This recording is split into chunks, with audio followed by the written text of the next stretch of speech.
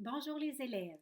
Alors, nous voici dans une capsule de mathématiques qui porte sur l'addition et la soustraction des nombres décimaux. Alors, c'est le premier concept du thème 4. Donc, hein, quand le confinement, le début, quand la fermeture des écoles a eu lieu, là, on était rendu là.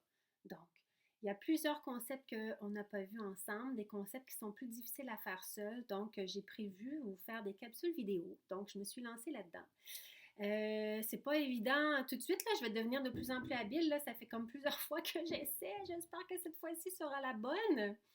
Alors, voilà, page 44, je vais te demander de prendre ton cahier et de suivre avec moi la page où il y a des explications pour que tu puisses y faire référence et bien comprendre ce qui est écrit. Si tu n'as pas ton cahier, je t'invite à imprimer les feuilles que tu retrouves sur Internet ou bien à euh, avoir ton écran. Ben, après, en tout cas, je ne sais pas comment on peut faire, mais sinon, avec un papier crayon, tu peux retranscrire les opérations, mais écoute bien au moins là, les explications que je vais donner. Donc, à la page 44, suis avec tes yeux, on dit le titre, l'addition et la soustraction des nombres décimaux. On additionne et on soustrait les nombres décimaux de la même manière que les nombres naturels. Les nombres naturels, ce sont les nombres entiers. Exemple, 46 plus 52.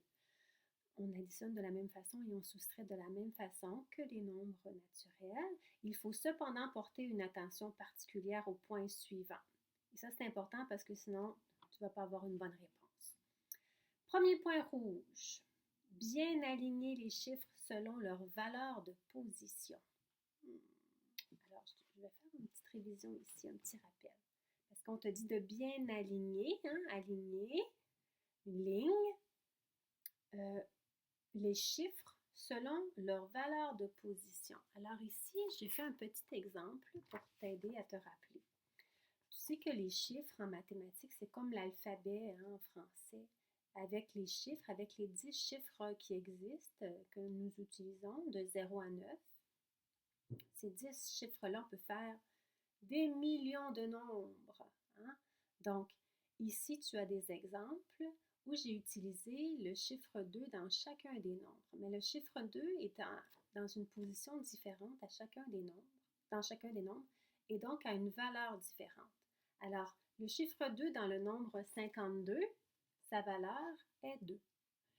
Le chiffre 2 dans le nombre 326, sa valeur, la valeur du chiffre 2 ici, est 20. Il vaut 20. C'est ça sa valeur. Le chiffre 2, ici, dans le nombre 1281, sa valeur est 200. Et dans le nombre 2093, la valeur du 2 est 2000. Donc, c'est tout dépendant de sa position, hein? Soit unité, dizaine, centaine, unité de mille, selon sa position. Alors, je peux aussi te montrer le tableau de numération pour t'aider hein, quand on parle de position dans un nombre. On parle aussi, on fait référence aussi à c'est un outil qu'on utilise pour les positions de chacun des chiffres, le tableau de numération. Ici, j'ai ajouté les nombres des décimales ici, hein, parce que on travaille, c'est là-dessus qu'on travaille en ce moment. Ensuite, c'était le premier petit point rouge. Le deuxième point rouge, on te dit que pour faire des additions et des soustractions avec des nombres décimaux, tu dois aligner les virgules aussi. La virgule doit être donc au même endroit dans les deux nombres. Hein. On additionne et on soustrait toujours deux nombres à la fois, pas plus. Hein? Il y en a qui font des additions avec 3-4 nombres là, en même temps. Deux nombres à la fois. On additionne chacun des chiffres à la même position, les unités avec les unités des deux nombres, la virgule, les dixièmes ensemble, hein, dans les deux nombres, là, tous les chiffres à la même position. Et troisième point, tu dois t'assurer de reporter la virgule dans le résultat, dans le total. Parce que quand tu vas avoir tout aligné, les chiffres, la virgule, tu fais ton addition et ta soustraction comme d'habitude, hein, comme tu connais, et à la toute fin, tu dois t'assurer que tu remets la virgule. On va faire des exemples. À la page, pardon, pas la page, on est à la page 44. Dans la colonne de gauche, la colonne des additions, il y a 3 additions, on donne 3 opérations. On ne va pas regarder ensemble la première opération, tu pourras la regarder plus tard. On va tout de suite aller à la deuxième opération. Je l'ai faite sur une feuille. Donc, 12 et 34 centièmes plus 56 et 48 centièmes. Alors, moi, je vais t'inviter, là, je m'ajuste, je vais t'inviter quand tu vas faire tes exercices de te faire un tableau de numération pour les premiers exercices pour t'assurer que tout est bien aligné, que tu comprennes bien le concept. Alors, ici, tu vois, parce que dans les exemples, là, on ne te donne pas les opérations dans un tableau de numération. Moi, je les ai mis ici.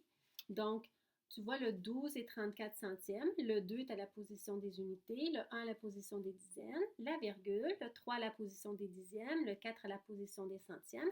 Le plus est ici, 56 et 48 centièmes. J'ai encore mis les unités, 6, 5 dans les dizaines, la virgule, 4 dixièmes, 8 centièmes. Et j'ai fait ensuite mon addition, comme à l'habitude, en commençant toujours par la dernière colonne à droite. C'est très, très, très important parce que quand on a plus que 10, hein, il faut tout de suite ramener le 1, hein, en tout cas, ce qui a du surplus, les dizaines, dans la colonne de gauche. Donc, c'est important de toujours commencer à droite.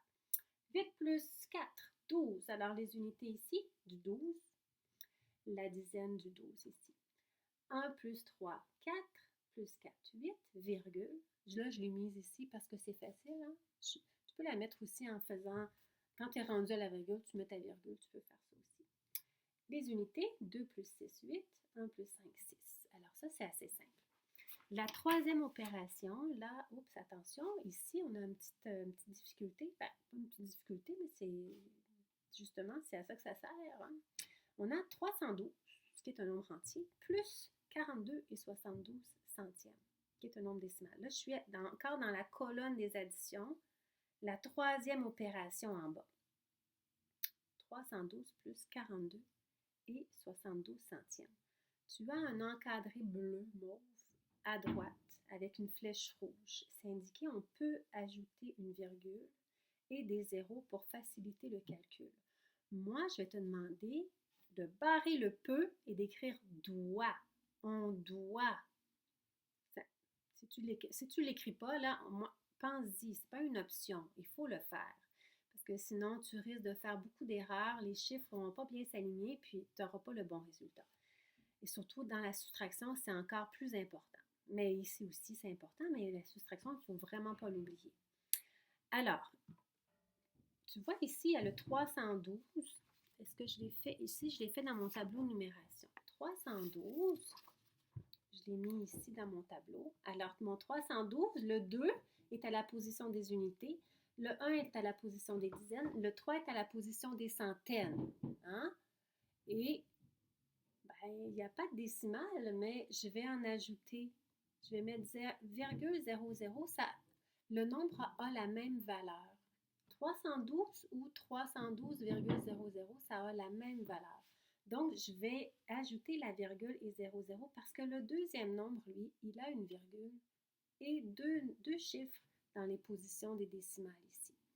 Et mon deuxième nombre, alors mon plus est ici, 42. Je me suis trompée. C'est 43. Donc, je vais dire 42 parce qu'il est ici, mais on va dire que c'est 43. Donc, 42 et 72 centièmes. Donc, le 2 à la position des unités, 4 à la position des dizaines, virgule, 7 à la position des dixièmes et 2 à la position des centièmes. On fait notre addition. 0 plus 2, 2, 0 plus 7, 7, virgule, 2 plus 2, 4, 1 plus 4, 5, 3, plus rien, 3. Mon résultat est ici. Alors, ça, c'est une des difficultés. Je vous montre une erreur que souvent les élèves peuvent faire, que j'ai vue dans mon expérience de 4e année avec cette notion-là. Alors, c'est de ne pas bien aligner les chiffres dans leur position. Hein? Alors, on a 312 ici, puis 42, 72 centièmes. Alors, ça, c'est une erreur. Regardez bien, là. Ici, on a le 2, c'est la position des unités. Il est aligné avec le 2 ici, qui est à la position des centièmes.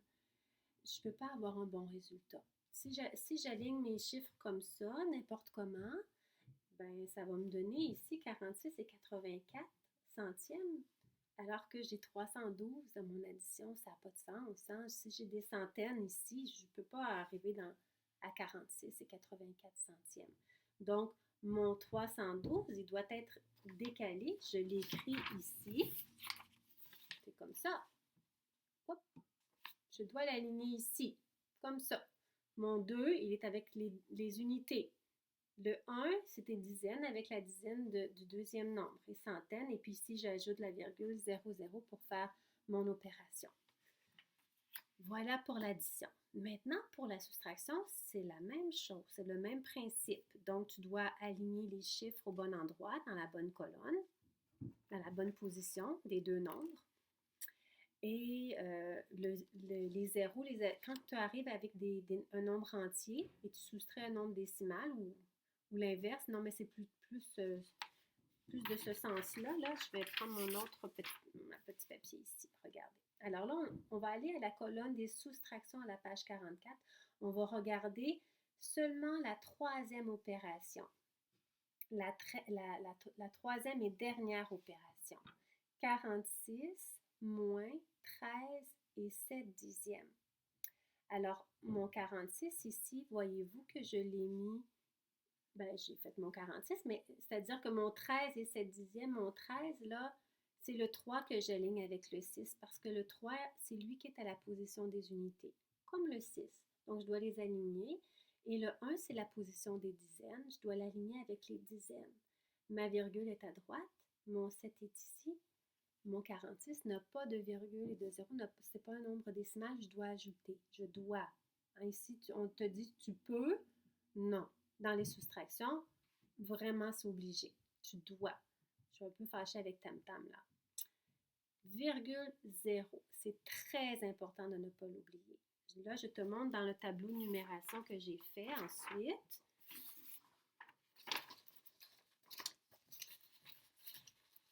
Là, l'opération, elle est faite, là. J'espère que ça ne va pas te mélanger. Alors, mon 46, c'est comme on imagine qu'il n'y a rien encore, là. Hein? C'est 46. Moins 13 et 7 dixièmes. Donc, ici, il ne devrait pas avoir de 1, là, pour commencer. Alors, quand je fais mon opération, je commence à droite. Ici, c'était 0. 0 moins 7. Je peux pas soustraire. Je pars de 0. Hein? Je commence toujours par mon nombre du haut quand je soustrais. Je vais soustraire le deuxième nombre du nombre du haut. Donc, je pars du haut. J'en ai pas, je dois en enlever 7. Qu'est-ce que je fais? C'est comme d'habitude. J'emprunte à gauche. J'emprunte 1 pour avoir 10, 10 unités. Là, ça va être des dixièmes en fait. Je vais emprunter 1 unité. Je barre. Il en reste 5 unités, ce qui va donner 10 dixièmes. J'ajoute mon 1 ici. J'enlève 1, il en reste 5. J'ajoute 1 à côté du 0. Ça fait 10 dixièmes. 10 moins 7, 3. Là, c'est mon 5 ici qui reste. 5 moins 3, 2. 4 moins 1, 3. Je n'oublie pas d'ajouter ma virgule. Ça, c'est important parce que mon résultat, ce n'est pas 323. C'est 32 et 3 dixièmes. Ce n'est pas du tout la même valeur. Hein? Si j'enlève ma virgule, si j'oublie ma virgule, 323, ça ne vaut pas du tout la même chose que 32. 32 et 3 dixièmes. Alors, je pense que j'ai fait le tour de cette notion. J'espère que tu comprends bien. Je t'invite à t'exercer. Je t'invite à écrire, à dessiner, à faire avec ta règle, ton crayon, à te faire un tableau de numération. Hein, pour bien aligner, tu as des petites cases, des carrés, là. Tu as du quadrillé pour bien aligner tes chiffres. Mets tes positions comme ça, unité, dizaine, oups, je suis à l'envers, unité, dizaine, centaine, virgule, dixième, centième pour te pratiquer. Quand tu vas être vraiment à l'aise, tu pourras le faire sans, tu pourras le faire comme ça, sans rien au-dessus, mais vraiment, je t'invite fortement à commencer par les écrire pour ne pas te tromper.